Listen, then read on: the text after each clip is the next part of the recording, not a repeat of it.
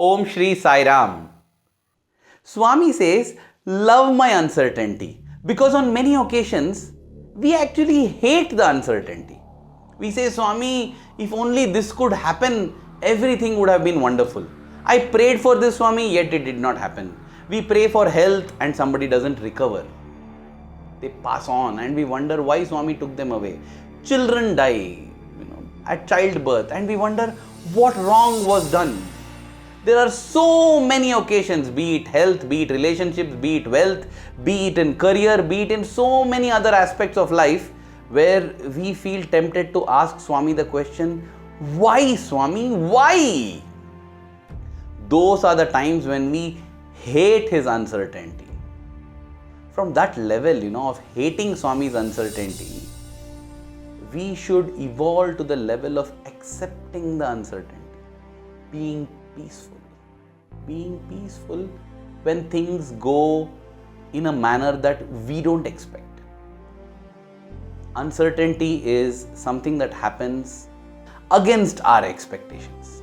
And when that happens, usually, as I said, we end up hating it. But evolution is then when we are able to accept it. Now just imagine, Swami says, love my uncertainty. It's moving beyond hating it and moving beyond even accepting it. When we love, we rejoice, we are thrilled, we celebrate. When there is a denial, what we think as a denial from God, instead of being sad, we need to be happy, we need to celebrate. I will share one personal experience in this regard, where it was very easy for me to celebrate the uncertainty because Swami made it like that. But then it gave me a lot of insight about how I should face each and every situation in my life.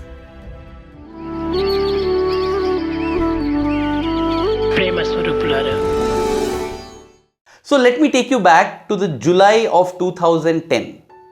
A little background over here. In the May of 2010, my father had retired from service, and when I got the opportunity to tell this to Swami, Swami said that my parents should come and settle in Puttaparthi, and that is precisely what they had done. My parents came over to Puttaparthi and we began to stay there. One day, my father said that his eye was not able to see clearly, one of his eyes, the right eye. And he told me, no doubt this is a cataract. He knew it because he had suffered a cataract in his left eye and he had had it operated in Mumbai. Now, a cataract had shown up in the right eye and it was affecting his sight. So I took him to the super specialty hospital at Puttaparthi, and there the eye doctor, he examined my dad and he said that this is a very hard cataract. I feel that it is better you go to the Brindavan General Hospital, where Dr. Kandambi will be the best person to operate on your father. Agreeing to his advice, we returned, and I thought that let us inform Swami and then move to Bangalore, where my father can get the surgery done in Brindavan. The surgery also got scheduled. Dr. Kandambi was coming there to the Brindavan General Hospital for a few days, and August 2nd was the date scheduled for the surgery. And now, July 28th, it was a Wednesday, I remember. Those were the days when darshan in the morning was an uncertainty. Very, very rarely would Swami come for darshan in the morning. Now when I look back at it, even that uncertainty has a meaning, because Swami was slowly adapting us to living without his physical form. Gradually from 2008 onwards, Swami began to wean us away, just like a mother weans away the baby from her breast milk, so also the Divine Mother weaned us away from the beautiful physical form. It started by him coming in the car, putting a glass and a metal between us, Then the railings came up in the mandir. Swami stopped interviews. In the last 3-4 years of Swami's physical sojourn on earth, I don't think there were any personal interviews granted. And then Swami began to arrive a bit late for darshan, and I still remember the first day when Swami did not come to receive the Aarti in the mandir. I was shocked. We were giving Aarti to an empty chair. Oh my God, what has happened? But then, over 1 year, Swami got us habituated. Many were the occasions when we would have Veda chanting and then do bhajans and do Aarti and go. So this was the scenario in the July of 2010. Usually, what would happen is by 9:30, the bhajans would conclude and Aarti would be taken. But on this 28th of July, it was 10 o'clock, I was sitting and working in Radio Sai studio and I could hear the bhajan still going on. This meant only one thing, that Swami would have sent word that he is going to grant darshan on that day. And therefore, I got up from the studio and rushed to mandir. I must confess that in his own way, Swami had indicated to me that the most important sadhana for me was to have his darshan, see him, speak about him and think about him. All other tasks, works were all secondary. So even though Swami had granted me a job at Radio Sai, whenever Swami would come for darshan, I would just rush. There were seniors in the studio who told me that Swami will be upset, you're supposed to do your duty. But as I said, when Swami gives instructions, it is general at one level, but it is very personal at different levels. It's personalized because each one of our spiritual journeys is different. So for me, it was about wherever Swami is, whether Swami goes to the hospital or Swami goes to the stadium or Swami just goes for a drive, I would follow him. And not once has Swami reprimanded me. In fact, Swami has encouraged me even more, giving me smiles, blessing me, and so that was my sadhana. So when Swami was coming for darshan, I rushed. I felt that Swami was coming for darshan and therefore I rushed to the mandir. I sat along with the Veda chanting group and Veda chanting was going on. And sure enough, Swami came.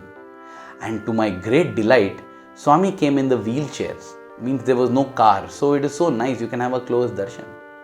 There were no students, so the entire front blocks were all empty. As Swami came nearby, I got up on my knees and I told Swami, father's cataract operation. Swami said, okay, get it done. And then I saw that on Swami's lap there were 3 Vibhuti packets. Let me take a brief detour here because when I saw those 3 Vibhuti packets on Swami's lap, I had a flashback. And the mind is so fast. So many things came in my mind within just 1 second. I will need possibly 2-3 minutes to explain that to you here. But let me tell you, all of this happened in a flash of a second. I remembered an incident from one of my studio mate. That is, his name is Sai Krishna. His experience I remembered. Now, Sai Krishna, amazing singer. He served at Radio Sai Studios. He has sung in the Bhavanjali and Nada Brahmam albums. Anyway, now this Sai Krishna used to suffer from kidney stones. Stones that would form in his kidney, and the first time when he got it, it was so painful. He went to the hospital and the doctors recommended a surgery to remove the stones. But when he went to Swami and told Swami about the surgery, Swami said, nothing doing, there is no need of any surgery. And so, Sai Krishna bore with the pain. Again, an occasion where you can ask Swami, right? Why, Swami, why? Why do you want me to bear the pain? But you have to love his uncertainty. Sai Krishna definitely, I don't know if he loved the uncertainty, he definitely accepted it and he did not go for the surgery. Went through severe pain till one day he passed the stone out as he was urinating and then he found relief. But then a few months later, again the same pain, again same stone, again surgery recommended, again Swami said no. Again Sai Krishna went through this pain till a few days later the stone was evicted from his system. And now Sai Krishna became extremely careful. He would take a lot of care to ensure that he avoids foods that can lead to formation of stones, and he would also eat those kinds of foods and drinks that help in reducing the stones being formed in the kidney. But still, it was a regular feature. Every now and then he would get pain and stones would be formed. It happened so frequently that it was a regular feature. He stopped even telling Swami. One day, when the stones had got formed, he was in such pain that he was unable to come for bhajan. That day, there was his singing partner, Om Prasad. So Swami looked at Om Prasad and asked him, "Your brother has not come." So Om Prasad went up to Swami and said, "Swami, he's having stones. He's in extreme pain." Swami said, "Oh, okay, good. Let him take rest." And then Om Prasad said, he asked Swami, "Swami, can you give some vibhuti for Sai Krishna?" Swami said, "You know that boy has come to me so many times to tell me about his kidney problem. Never he has asked for vibhuti. Why should I give him? I won't give him." And so Sai Krishna had narrated this incident to me, and he had told me that, "See Arvind, whenever you get a chance, ask Swami. Don't feel shy, don't feel hesitant. Because if you don't ask, he may not give." Again, see. So this is the incident that came to my mind when I saw 3 vibhuti packets in Swami's lap. So I just said, "Swami, will you give one vibhuti packet for my father?" And then Swami's response took me by absolute surprise. Swami, knitted his brows together, pulled himself back and said, "No, I won't give. No." I did not know whether to laugh or cry. I actually felt amused because Swami's reaction was so strong. What had I done wrong, Swami? I had just asked for a vibhuti packet and you're responding with so much vehemence. You're saying, "No." I just smiled. But then, Swami immediately said, "Let your father's surgery be done in Bangalore." There he reveals his omniscience. I was so happy because yes, that is what the doctor had said as well. I would have been in trouble if Swami had said, "Let the operation be done here in Puttaparthi or let it be done in some other place," because the doctor was recommending something and Swami is recommending something. When these two clash, it becomes difficult, I was very happy that they were in sync.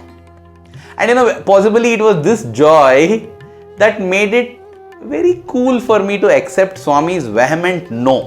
When Swami said no for the vibhuti, I felt okay, fine, it's no problem. As long as Swami has said the same thing like what the doctor has said and it's in sync, it's fine, I thought. And then Swami did something very, very sweet and very cute, Swami went ahead just about a few inches. And to the boy seated there, Swami said, "You want vibhuti? Take." And gave him the vibhuti packet. And from the corner of the eye, he is looking back at me to see what is my response.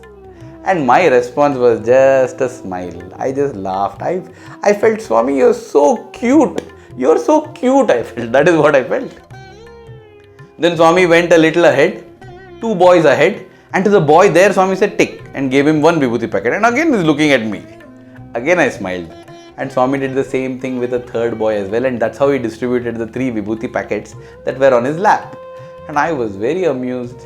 But I was happy anyway because the morning I had not expected to have darshan. I got darshan. That was unexpected bounty.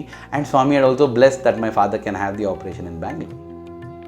Swami came, sat on the dais for a while before receiving Aarti and retiring for the morning.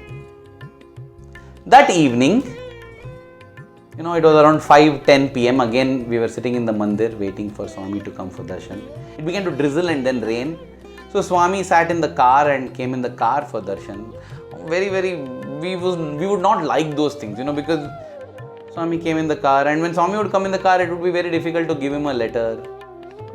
All of this, everything is part of the master plan. That is something we should not forget. Swami came and he drove onto the stage, and in the car there would be that seat automatically that would come out and serve. It would double up as a wheelchair as well.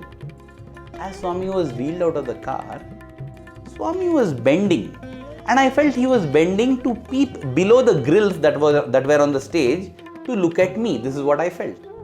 So I also bent down so that our eyes could meet. And as our eyes met, Swami beamed the most beautiful smile ever.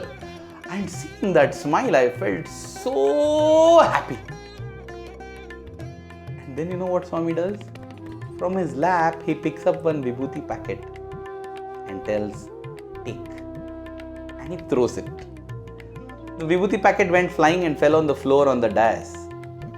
And there was one security guard who was accompanying Swami, he thought that possibly it was meant for him, and with great joy he picked up the vibhuti packet. But then Swami told him, no, it is meant for him, and Swami looked at me. So I got up, walked all the way across, climbed the dais, went on stage, took the vibhuti packet and said, Swami, thank you. Swami said, you wanted it, right? You asked for it. Take it. With great joy surging in my heart. You can just imagine, dear brothers and sisters, what that feeling was. It was so much more special than if Swami had given me the vibhuti packet in the morning when I had asked.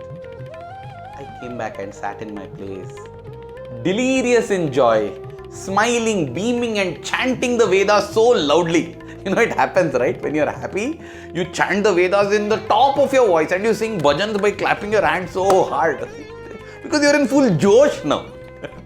That is what happened to me as well. And one more interesting cherry on the icing of the cake, if I can say that way. During the bhajan, Swami looked at the boy who was playing tabla, brother Neeraj Acharya, and threw one vibhuti packet for him. You know, Swami had, in the last few years, Swami would do this, throwing vibhuti packets. He threw one vibhuti packet for him. Brother Neeraj Acharya went and picked up that vibhuti packet and then told Swami, I'll take namaskar. Swami said, yeah, take. He went and touched Swami's feet, bent, and then went back to his place. That is when it struck me. I felt, oh my God, Swami, I missed taking the namaskar. Oh, Swami, I also got the vibhuti packet, but I missed the namaskar. Oh God. And then Swami threw the vibhuti packet to another singer who was sitting there. Now, this singer also picked up the vibhuti packet. Then told Swami, I want to take namaskar. Swami said yes. He went and took namaskar. Now this was making it more horrible for me, and I was, my face was like this. Swami. For an instant, Swami turned to the right and looked at me. And I just said, Swami, Pad Namaskar. The compassion of the Lord, the beauty. Swami looked at me and said, come take. I just rushed and went and planted a firm kiss on those beautiful lotus feet. Gentle, tender, lovely lotus feet of Swami. And I came back and I will never in my life, or possibly lifetimes if it can happen, forget the 28th of July 2010. It was a day that possibly could be considered as bad when it began because Swami said a vehement no. When Swami said no, he transformed the day in a magical manner that it's unforgettable for me. Dear brothers and sisters, when Swami says yes, he gives you what you need. When Swami says wait, he gives you something better. Know for sure, when Swami says no, it's because he has reserved the best for you. Of course, in my case, as I said, it was easy for me to accept because it happened within a span of few hours, within 12 hours. Sometimes it may take 12 days, 12 months, 12 years, 12 lifetimes. But know for sure, when Swami says no, it is because he wants to give us the best. Never ever forget that. And when we are firm in this faith, when we know for sure that whatever Swami is doing, it is for my good, then we will start loving his uncertainty. Because we will celebrate irrespective of what he does, because we are firmly entrenched in our faith that it is for our good. Whatever he is doing out of love, because he loves us and because it is good for us. Idina manchiko same, that is the mantra of surrender that Swami has given us. This is for my good, this is for my good. And when we have that mantra on our lips, in our heart always, it becomes easy to move from hating his uncertainty to accepting his uncertainty, to finally loving his uncertainty. Dear Swami, may we always love your uncertainty, because the only certainty in this universe is your love. Thank you. Jai Sai Ram.